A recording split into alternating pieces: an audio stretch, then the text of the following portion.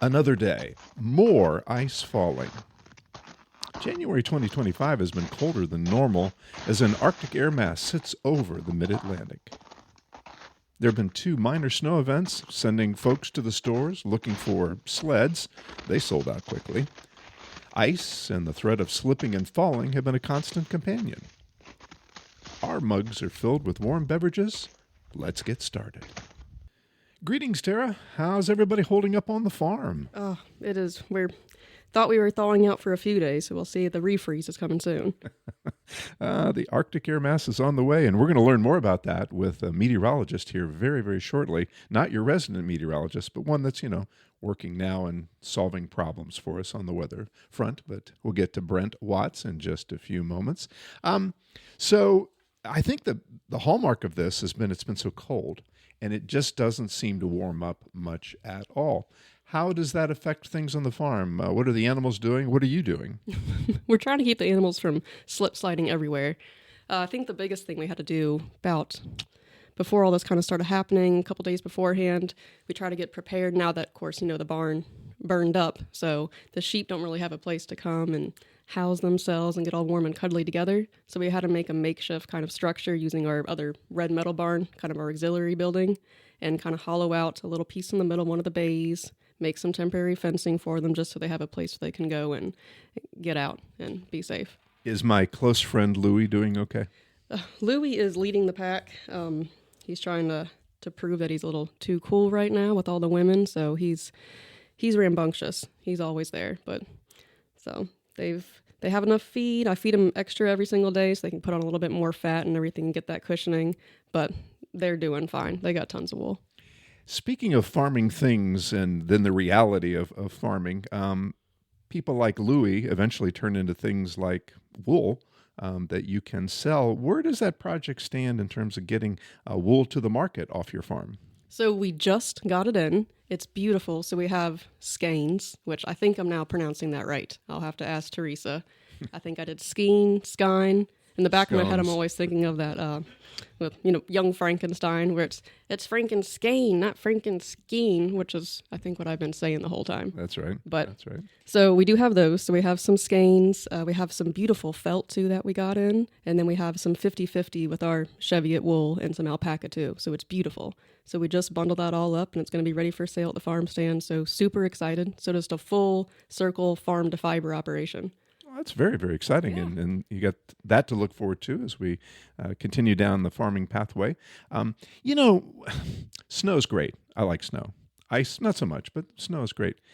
And I noticed on this last event, because it hasn't done much of that over the last couple of years around here, that some really interesting tracks were being left in this icy concoction day after day. Some you pick up right away, they're your feet, or that's deer, or whatever. But I've seen some tracks that I can't identify anymore, and I'm not going Bigfoot on you here, but I've seen some really weird tracks. Have you seen that as well? We did. I had to look some of them up. Bunnies, actually, rabbits, much different track than I thought. So we saw a couple of those, but it's kind of cool to see who's gathering with who when the footprints kind of end, where they're heading off to. It's kind of cool, and you concoct in your head a little fantasy, little fiction about what were they up to that day. What did that look like on? that day? I had one that looked like he was dragging a suitcase behind him. It's just this going we all on the have thing. baggage. It's tough. It's been so cold that what? I can be out in the cold for about 5 minutes, and my poor little genetics, I'll get completely stuffed up. And so the problem is that my face gets so numb so easily that I'll have, snot and not even know it's coming out. Yeah. And so it'll turn to the infamous, snot sickle, as we call them, or it'll just drip, and I could be talking to somebody, have no idea, and it's extremely embarrassing. So that's probably the big thing. So I might have to work on that. I'll talk to Teresa, and our next set of publicity photos, we'll try to time it so that that's available to us when we go to take the pictures. Good. Your frozen snot. That head snot shot. Yeah. I'm so glad I asked that question. I'm exhausted. It's so cold that I'm exhausted. It's just you're shivering a lot. You're dressing warm. Then you get in warm. Then you get in cold. Then you get in warm and get in cold. Your skin is so crackly dry. Yes. I'm just over it. It's so cold. I'm just over it. You actually raise an interesting point. I don't know how much energy your body actually uses to keep warm in these conditions and how that kind of relates to getting so exhausted too. I need to look into that and see. Okay. You do the research on that. Come back to me on that one. I understand that Christmas was good to you because you have some new meteorological gear on the farm. What did you get? So, two cool things. Okay. One, of course, from you all. So thank you, Robin. We got a very, very cool rain gauge. So we're using Right. that to collect snow measurements, which I learned about snow measurements. You're not actually going out there with a ruler, which I'll need you to help actually explain. We can do that. So, and then of course we got a telescope, which we're super, super excited about. But You know, and the air has been so dry. Sometimes you walk out and you can just see naked eye. You can see planets so clearly. yes, And then the telescope just brings it to life with color and all that sort of stuff. So that's exciting. Good Christmas. All right. Good deal. All right. So we're going to talk a little bit about something that happened on TV a number of years ago. Had a long career there. Did a lot of forecasts. Some good, some not so good.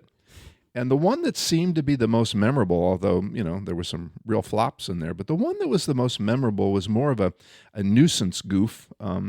We were looking at incoming precipitation and it looked like it would snow. And it didn't look like it would snow very much because we're in the mid-Atlantic and it takes a perfect combination to make heavy snow. So I was pretty proudly telling the world that we were only going to get a dusting of snow. That's it, just a dusting. It'll be pretty, you know, inch or less, probably less, and that's all we're going to have.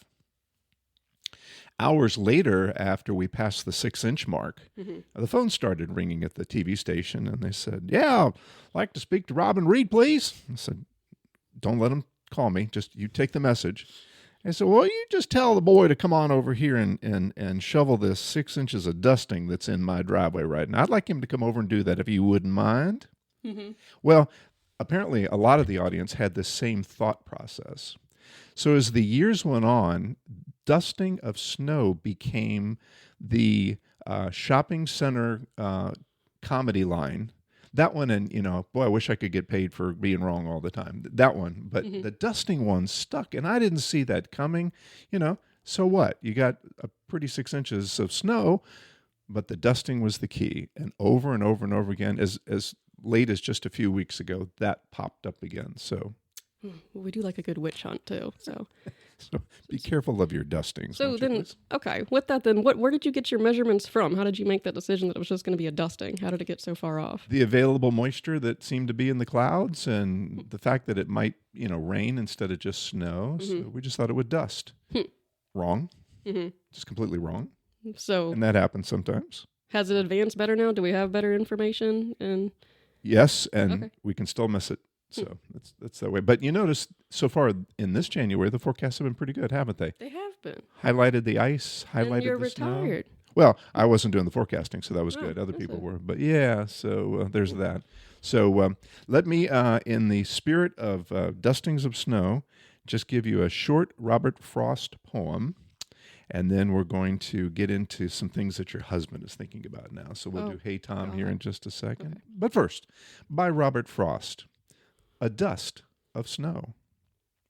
The way a crow shook down on me, the dust of snow from a hemlock tree, has given my heart a change of mood and saved some part of the day I had rued. Robert Frost, Dust of Snow. Okay with you? Yeah, let's All right. hope that was only snow that was dropping from that bird. I'm not. You might want to check his shoulder. Yeah. That's another segment. So what's Tom been up to, and what's he got to share with us today? We are just busy. Normally, it doesn't. Oh, I guess every single year you always think, I don't think it's ever been this cold. I don't think it's been this frozen for this long. I'm not sure if that's true. So maybe you can also kind of shed some light on that too. Okay. But every day we're going out there breaking ice in the troughs because it doesn't normally get cold enough that you actually need a heater for the water. Like we do have one for the chickens, of course, and that's a whole other different thing we can talk about is chicken health during the wintertime. But so it's constantly putting out extra feed for energy for these animals, breaking ice, of course, plowing everything, making sure everything is accessible, working correctly. Gates actually have some issues right now. And just a whole bunch of maintenance work and making sure things are working properly and that animals are safe and healthy and fed. And checks, constant. So Tom's on the move is what you're saying. Yes. Okay. Yes. What's the biggest part of this for him? Uh, Feeding, of course, lots of feeding. Going to properties. I mean, we have quite a bit of acreage, but they're in different locations. So the actual going out there can't even access it right now. Bringing tractors to these locations, checking all these different fields. So Okay. it's a lot of work. Well, let's pretend he's in a forgotten field just down the road. So on the count of three, 3, 2, 1. Hey, Tom. Hey, Tom. Hey, Tom. Tom. Great question. Usually, a weatherman and a farmer don't see eye to eye very often. When there's an issue, it's the easiest person to blame, even though the weather is more created by God. It's not the weatherman, but it's an easy target. So, generally speaking, I would say we're more of an arch nemesis, but we can learn to get along. That was pretty enlightening. Yeah. I always like to know what's actually going on my own farm, I guess. Where's my husband and what is he doing? Let's edit that one out. But yeah. No. Oh, gosh. We don't edit here. That's We're all good. Well, you and I had, I think you would agree, a pleasurable time just a little while ago talking to a dear friend of mine and one who is leading the meteorology team at WDBJ 7 in Roanoke, Virginia. That's Brent Watts. When I retired, he took over as the chief, and he's seen so many changes in the last few months and few years. But like me, his past stays with him because Brent is a Buchanan native. And it turns out, like, if I'm being chased for dusting, he's being chased for the fact that he either went to school with this person or their kids go to school or everybody at one time or another was in Buchanan Elementary or the high school or whatever. Everybody went to school with Brent. Everybody. There's no disconnect at all. Oh, yeah. Yeah, my son went to school with Brent. As if that's this magical connection. Yes. Which, of course, it is. So there's that. So when we got him on the Zoom call the other day, we talked about a lot of different things. And would you say after we spent our time with him that you learned a thing or two? I did. That was fascinating. Thoroughly enjoyed talking to him. He's wonderfully knowledgeable, just a repository of information, and so likable. So fantastic. High energy, great with kids, and you know that because he goes to so many schools and talks to them. And so when he was talking to the young people on the Forgotten Fields Project Zoomcast, you and me, he kept it in a very manageable way, and it was very enjoyable to listen to. Yes. So let's begin with how the weather's been shaping up here recently. Hey, Brent, guess what Tara got for Christmas this year? Weather station? A rain gauge. Oh, nice. Decent rain gauge because we introduced her in one of our podcasts early on to Coco Ross Yes. and how to do things. Now, I haven't yet taught her how to measure snow properly using a really good rain gauge because, of course, you have to melt it and Right. then recalibrate and do all sorts of things. But give me a sense of what your viewers send you for snow totals after a couple inches or maybe 6 inches. What kind of mistakes do they make in the totals that they're coming up with? Yeah, well, sometimes, after a 2-inch snow, we may get 6 or 7-inch snowfall totals, and it has us scratching our heads. What in the world is going on? We instantly, usually suspect that they're measuring about 4 inches of grass and maybe 2 inches of snow. So I think that's the one thing that people are just not, they're not used to getting official measurements, and we try to, kind of refresh their memory before an event to have a flat space. But usually that's one of the things we get. Snowfall measurements that are probably a little overdone because they're measuring some grass. We get snow drift sometimes. Every once in a while we'll get some winds and people will measure a drift instead of the actual snow itself. Or sometimes, they'll under measure. They'll just go out their back door and measure a little bit, and then they'll get too low of a total because the overhang of the house has kind of blocked a lot of the snow. So it's very specific. We're the official snow measuring place for the Roanoke Valley, believe it or not. And so every year, the Weather Service from Blacksburg comes in and they do a refresher on with our team of how to measure snow, where we're going to put the snowboard. They look at it and kind of qualify and make sure that it's in a good spot.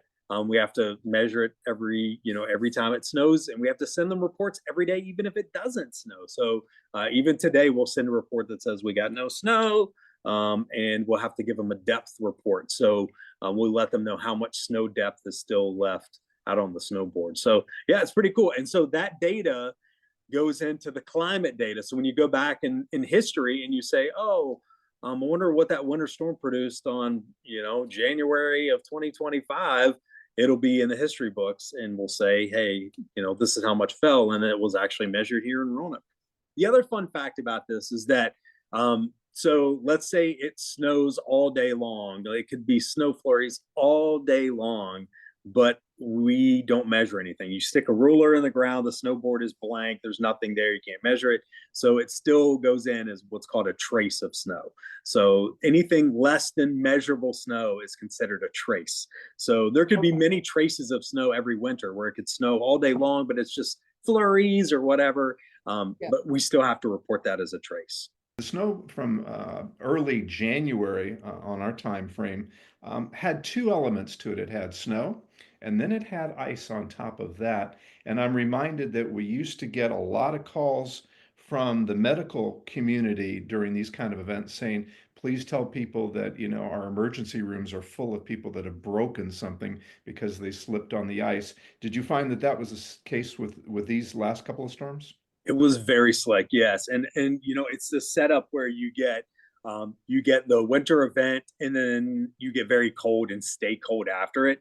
And so we had a little bit of that melt that occurred, the freezing rain, the sleet that came down. And again, it's not, Robin, you remember we talk about this all the time as weather. It's not the amount of inches that you get; it's the impact from that. And so you could get an inch and a half of sleet and snow mix, and that's as impactful in some cases as a half a foot of snow. So it's all about that. And so we did notice a lot of folks reporting, sliding and slippery. We had to re-ice salt the driveway and everything here at the station because it was so slippery. So yeah, I mean, that's one of those things. And we just keep getting the melting and the refreeze every single day because it's been a lot colder than what we normally get during January. A lot of times we'll get the snow event and then it warms up afterwards. That's pretty common. But this time around, it's been cold just time after time. I was looking at some of the data. It's kind of conflicting data, but it looks like we might be entering the top 10 coldest Januaries on record, which is very abnormal because in a world of where we talk about things are warming up a lot, and we usually see, a couple of cold stretches in January, but this has been a lot colder than normal. Usually we have a week where it gets cold and it starts to warm back up again, but this is pretty abnormal. And when you say on record, like what type of span of? Well, the records go back to the late 1800s, early 1900s, reliable ones for the Roanoke Valley. Other areas go back even more. But as far as if we look back, 100 years or so, it might end up reaching the top 10 if we keep this trend. So we've still got a couple more weeks left. So it will either solidify the fact that, it's definitely one of our colder Januaries we've seen, or if it does warm up a little bit, we may slip out of that. But I feel like it's definitely going to reach pretty, if not the top 10, the top 15. Which makes it interesting because what was December? Yeah, totally opposite. The warmest. Yeah, totally opposite. Right, right. And we always talk about El Nino, La Nina, all that stuff, and we're kind of coming in between one and the other, like we're kind of slipping back into one. So I think this year, when you try to forecast winter weather, you can always try to take a stab at things, but it's a lot harder to predict because things come together. They're based on global patterns, of course, but then we have these little local patterns that happen that I don't think anybody could have predicted that we were going to have this many cold snaps in January back to back to back to back. And that was never in the cards. I don't think for any forecasters that I've seen. In Buchanan and in Botetourt County, you've observed over the years a lot of changes.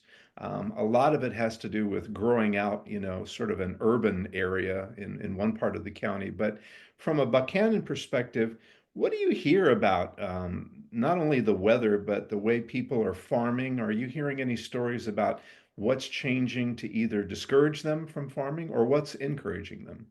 Yeah, a couple things. One is just the fact, I think, with the way we look at things as far as predicting the day-to-day weather, I think weather prediction has gotten a lot better when it comes to that. There's so many resources that are out there. Farmers can plan ahead because of that data that's out there. So I think there's a lot of kind of advance notice to some of the big weather features, things like huge frost are a lot easier to predict now. Big heavy rain events, flood events, or long droughts. We can also look and kind of give a heads up on that. But there's always going to be those events, the small micro events like hailstorms, which are very, very infrequent, but are impactful. And of course, then you've got sometimes you get the gusty winds that come with the storms with those too.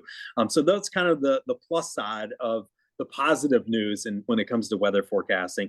The downside of it, things that we can't really know just this far in advance, is the whole climate change part of it. And not getting too deep into that, but I mean, there are thoughts that if we are staying too warm at night, things are going to grow more. So invasive species plants are going to stay a lot more active throughout the duration of the season. So you may have to use more pesticides and things like that if you have to kind of ward off any kind of disease and things like that.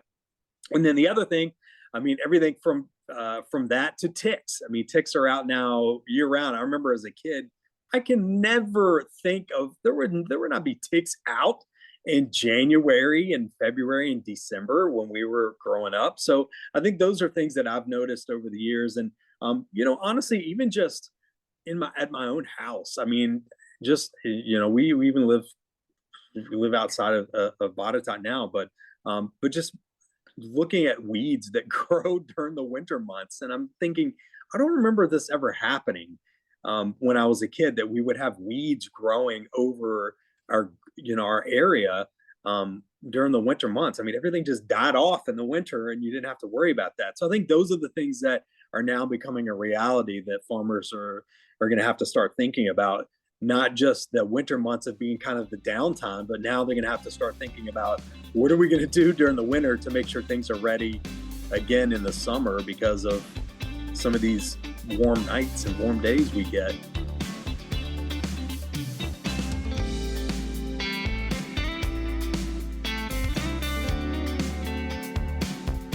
Thank you for joining us for episode 9 of the Forgotten Fields Project. Also, our thanks, of course, to meteorologist Brent Watts for taking the time to share some wisdom. In our next episode, we're going to investigate predators on the farm. We cleverly like to call it Coyote Ugly. Before we go, a tip of the podcast hat to a growing online news organization, Cardinal News. They have just begun a weekly podcast called the Cardinal News of Virginia. It's worth a listen as they track important news for Southwest Virginia, including agricultural interests.